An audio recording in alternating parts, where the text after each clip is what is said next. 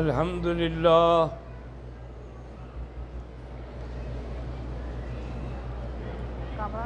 الحمد لله وكفى والصلاة والسلام على خاتم الأنبياء سيدنا وحبيبنا محمد المصطفى وعلى آله المجتبى. اللهم صل على سيدنا محمد النبي الأمي الهاشمي وعلى آله وأصحابه نجوم الهدى. أما بعد فقد قال الله تبارك وتعالى في القرآن المجيد والفرقان الحميد: أعوذ بالله من الشيطان الرجيم. بسم الله الرحمن الرحيم. لقد جاءكم رسول من أنفسكم عزيز عليه ما عنتم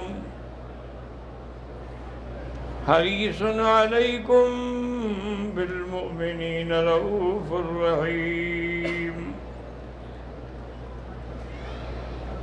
قال النبي صلى الله عليه وسلم: لا يؤمن أحدكم حتى أكون أحب إليه من ولده ووالده والناس أجمعين، أو كما قال النبي صلى الله عليه وسلم. صدق الله العلي العظيم وصدق رسوله النبي الكريم، ونحن على ذلك لمن الشاهدين ومن الشاكرين، والحمد لله رب العالمين. رب اشرح لي صدري ويسر لي أمري واحلل عقدة من لساني يفقهوا قولي. رب زدنی علما. برادران اسلام، آج کے درس میں انشاءاللہ محبت مصطفیٰ صلی اللہ علیہ وسلم کا بیان ہوگا. سارے قرآن پاک پہ آپ نظر ڈالیں، کوئی عمل قبول نہیں ہوتا جب تک کہ ایمان نہ ہو. ایمان جو ہے وہ روح اور جان ہے. مشرکین مکہ دیکھیں سب عمل کرتے تھے، لیکن ایمان نہیں تھا تو قبول نہیں ہے. جہاں بھی آپ قرآن پڑھیں گے ان الذین آمنوا وعملوا الصالحات، تو اول چیز جو ہے وہ ایمان ہے. اور اسی طرح یہ بھی یاد رکھیں کہ جیسے ہر عمل کی جان ایمان ہے، اسی طرح پھر ایمان کی بھی روح اور جان جو ہے وہ محبت مصطفیٰ ہے. اگر حضور پاک صلی اللہ علیہ وسلم سے محبت نہیں ہوگی تو وہ بھی عمل اللہ کے ہاں قبول نہیں ہوگا. اسی لیے یہ حکم ہے کہ آدمی جب بھی دعا مانگے پہلے بھی درود شریف پڑھے، دعا مانگے پھر درود شریف پڑھے، کیونکہ درود شریف جو ہے وہ تو اللہ کے ہاں پہنچے گا عرش پہ. تو یہ اس کی شان کریمی کے خلاف ہے کہ اول آخر تو اوپر چلا جائے اور ہماری دعائیں رہ جائیں.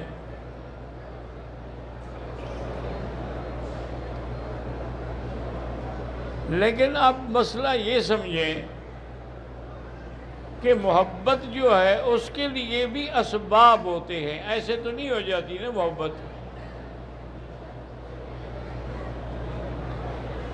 محبت کے لیے 3 اسباب ہیں، یاد رکھ لو۔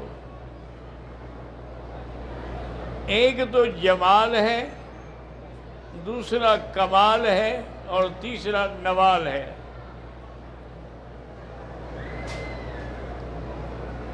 کہ جب کسی چیز میں جمال ہوگا تو آدمی کی محبت ہوگی،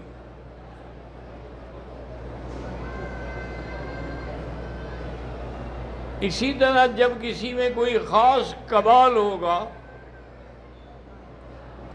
تو اس سے بھی کسی کی محبت ہوگی، وہ کسی چیز میں کمال ہو۔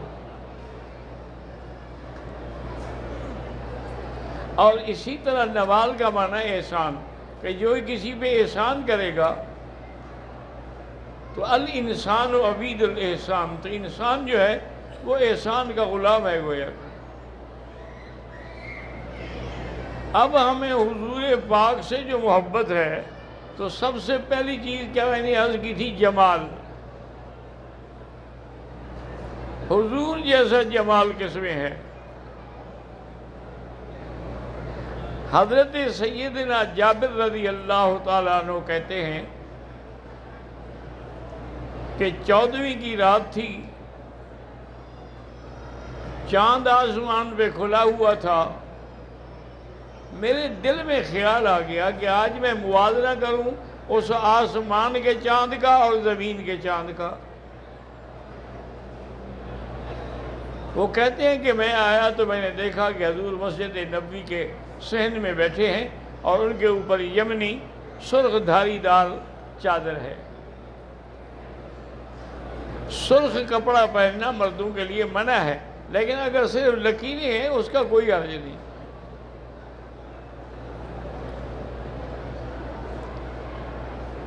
تو کہتا ہے کہ کبھی میں حضور کی طرف دیکھتا اور کبھی چاند کی طرف دیکھتا۔ کافی دیر کے موازنے کے بعد میں نے اندازہ یہی لگایا کہ واللہ خدا کی قسم کہ حضور کا چہرہ جو ہے وہ زیادہ اس سے خوبصورت ہے۔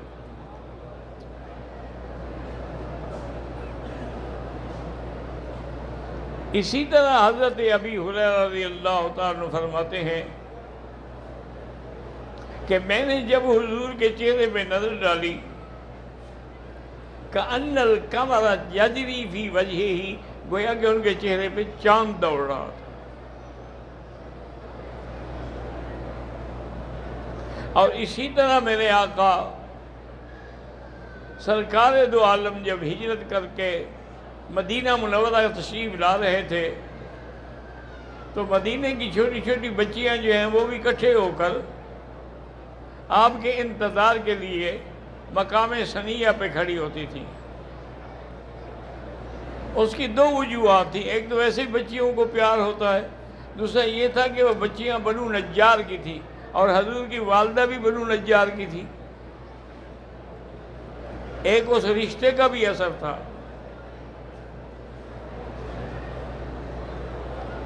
حضور صلی اللہ علیہ وعلی آلہ وصحبہ وسلم کی سواری جب قریب آئی اور آپ کا چہرہ مبارک نظر آیا تو اب بچیوں نے مل کے بڑے وجہ سے گانا شروع کر دیا کہ طلع البدر علینا من ثنیۃ الوداع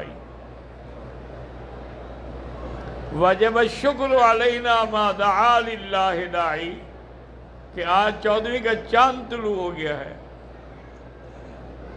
اسی لیے صحابی کہتے ہیں واللہ ما رأینا اضواء یوم، اس سے زیادہ ہم نے روشن دن نہیں دیکھا جب حضور مدینے میں آئے۔ روشن ہونا بھی چاہیے تھا کہ 2 چاند اکٹھے ہو گئے۔ اور کہتے ہیں کہ اس سے اندھیرا دن ہم نے نہیں دیکھا جس دن حضور کی وفات ہوئی تو اندھیرا چھا گیا۔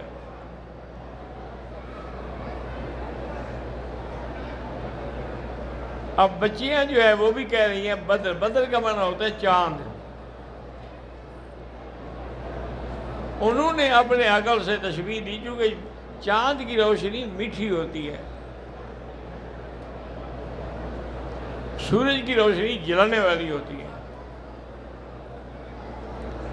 لیکن چاند روشنی تو سورج سے لیتا ہے۔ اسی لیے سیدہ عائشہ صدیقہ رضی اللہ تعالی عنہا فرماتی ہے کہ لنا شمس وللآفاق شمس، ایک ہمارا سورج ہے اور ایک آسمان پہ سورج ہے۔ شمسی احسن من شمس السمائی، میرا سورج جو ہے وہ آسمان کے سورج سے اچھا ہے۔ اور دلیل کیا دی کہ شمس الآفاق تطلع بعد فجر، وہ تو سورج صبح کو طلوع ہوتا ہے، شام ہوگی اندھیرا ہوگا سورج چھپ جائے گا، لیکن شمسی تطلع بعد العشاء، میرا سورج ہے وہ تو عشاء کے بعد بھی روشن ہے۔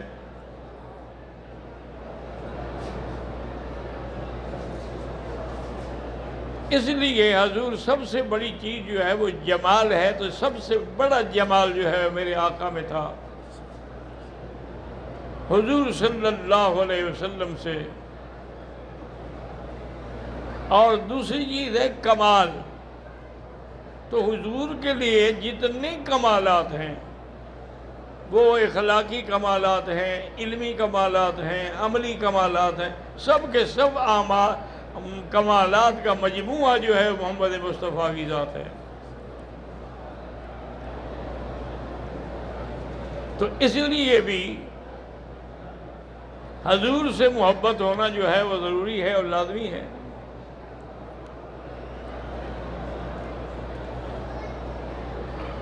ایک بی بی تھی ہند بنت عمر، وہ مدینہ منورہ سے احد کی طرف جا رہی تھی حضور کی محبت کی وجہ سے۔ اس کو راستے میں خبر ملی کہ تمہارا خامد شہید ہو گیا ہے۔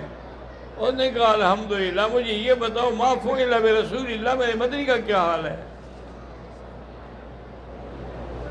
کچھ آگے جانے کے بعد اسے خبر ملی کہ تیرا جوان بیٹا بھی شہید ہو گیا۔ اس نے کہا الحمدللہ، میں تم سے یہ نہیں پوچھ رہی، مجھے بتاؤ کہ ما فعل برسول اللہ، حضور کی کیا حال ہے؟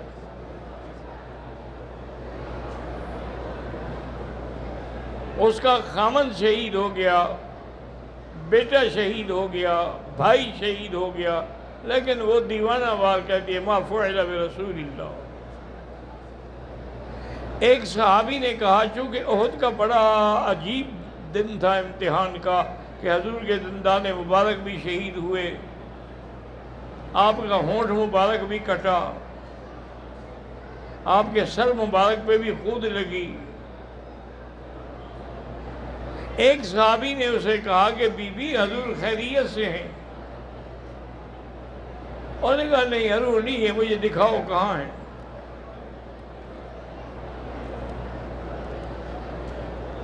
آخر چلتے چلتے وہ حضور کے پاس آئی، دیکھا تو کہا الحمدللہ۔ حضور نے فرمایا بی بی مجھے بڑا افسوس ہے کہ تیرا شوہر بھی اور بھائی بھی اور بیٹا بھی شہید ہو گئے۔ اور نے کہا یا رسول اللہ آپ سلامت ہیں، بعد کا کلھا جرر، آپ کے بعد کوئی مصیبت ہی نہیں ہے۔ جب آپ سلامت ہیں تو بس الحمدللہ، ہمیں اور کسی چیز کا غم نہیں ہے۔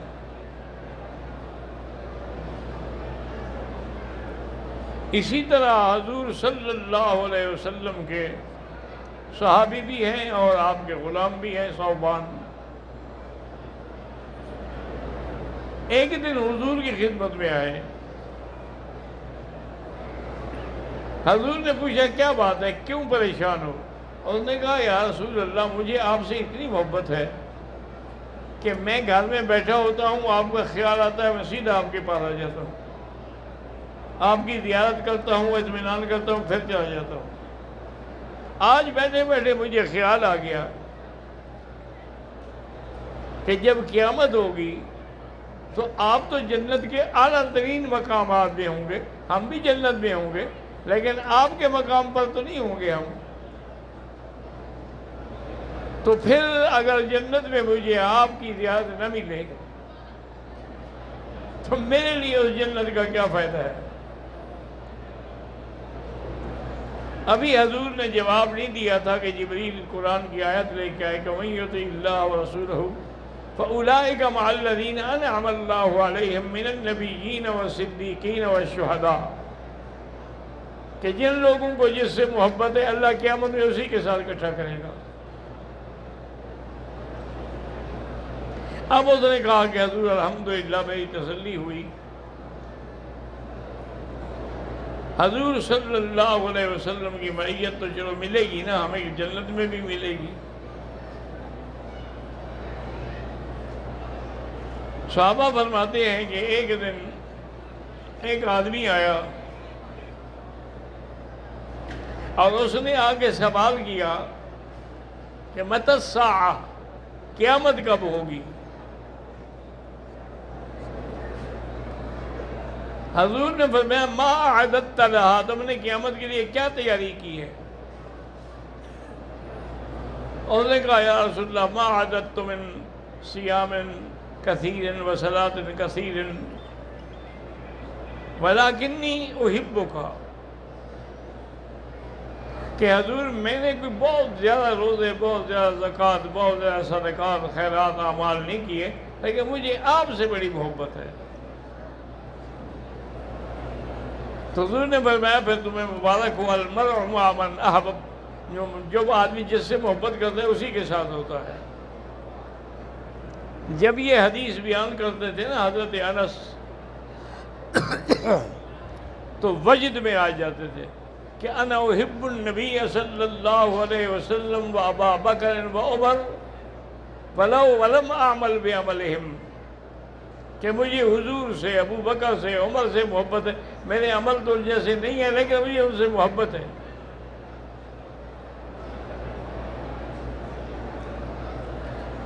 اسی طرح مدینہ منورہ میں ایک یہودی عورت تھی،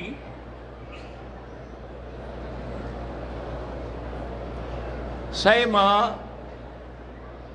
اور ایک نابینا شخص سے اس کی شادی تھی.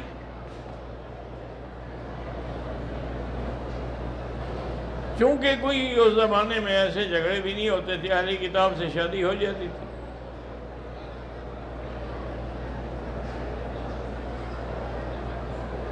لیکن وہ بدبخت ایسی غلیظ عورت تھی کہ روزانہ حضور کے شان میں بکواس کرتی تھی. اس کا شوہر جو ہے وہ نابینا بھی تھا بیچارہ. وہ جب اس کی بکواس سنتا تو جل جاتا. آخر کئی دن کے انتظار کے بعد اس نے خنجر چھپا کے رکھا ہوا تھا. جب رات کافی گزر گئی، بچے سو گئے، اس نے ٹٹول کے ایک ایک بچے کو دیکھا کہ سو گئے ہیں تو ان کو تھوڑا دور کیا. درمیان میں اس کی وہ بیوی سوئی ہوئی تھی، تو خنجر لے کے وہ اس کے سینے پہ چڑھ گیا اور اتنا مارا کہ ٹکڑے ٹکڑے کر ڈالا.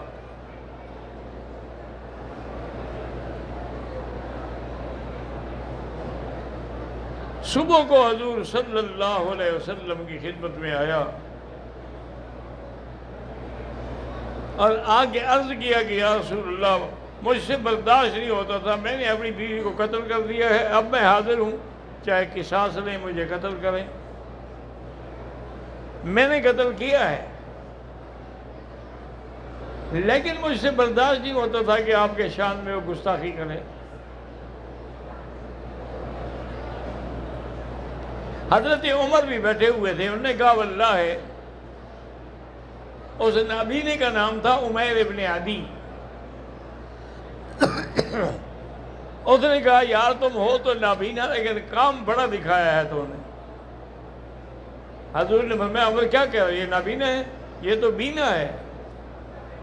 من یرید ان ینظر الی احد من اہل الجنت فانظر الیہ، جو جنتی دیکھنا چاہتا ہے اس کو دیکھ لو. اس کی جنت کا فیصلہ ہو گیا، تم کہتے نبینا، یہ تو بینا ہے، یہ تو آنکھوں والا ہے۔ بینا تو نابینا تو وہ ہیں جن کو حضور کی شان کا پتہ نہیں ہے۔ حضور صلی اللہ علیہ وآلہ آلہ وصحابہ وسلم تسلیما کثیرا کثیرا کہ تمام قرآن پاک میں، احادیث پاک میں دیکھیں، جمال کے اعتبار سے بھی، کمال کے اعتبار سے بھی، نوال کے اعتبار سے بھی کوئی میرے مدنی کا مقابلہ نہیں کر سکتا۔ حتیٰ کہ مولانا قاسم نانوتوی فرماتے ہیں کہ سارے کمالات اللہ نے میرے مدنی تم میں جمع کیے ہیں، 2-4 باقی کو دیے ہیں۔ اصل تو سارے کمالات جو ہیں وہ آپ کو ملے ہیں۔ صلی اللہ علیہ وآلہ آلہ وصحابہ وسلم تسلیما کثیرا کثیرا۔ تو دعا کریں کہ اللہ تبارک و تعالی ہمیں بھی حضور صلی اللہ علیہ وسلم کی خالص اور سچی محبت نصیب فرمائے۔